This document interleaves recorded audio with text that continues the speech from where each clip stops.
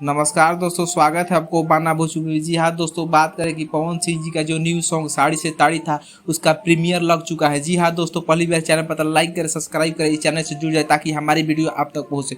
दोस्तों बात करें कि साड़ी से ताड़ी का जो टीजर आया उसने 7.5 लाख से ज़्यादा व्यू बटोर लिया 9 घंटा के अंदर में। जी हाँ दोस्तों, अब इसका गाना कल सुबह रिलीज किया जाएगा 6:45 में। जी हाँ दोस्तों, जाकर आप सब देख सकते हैं, प्रीमियर लगा हुआ है और हम स्क्रीनशॉट में डाल भी दे रहे हैं। देखिए यहाँ पर प्रीमियर लगा हुआ। आप सब जाकर ज़्यादा से ज़्यादा प्यार दे इस सॉन्ग को, जो कि स्मृति सिन्हा जी और पावर स्टार पवन सिंह जी एकदम देसी लुक में एकदम बढ़िया लुक दिए हैं और आप सबको बहुत अच्छा लगेगा ये सॉन्ग। जो कि आप सब इतना टीजर को प्यार दिए, वैसे ही इस सॉन्ग को भी प्यार दीजिए।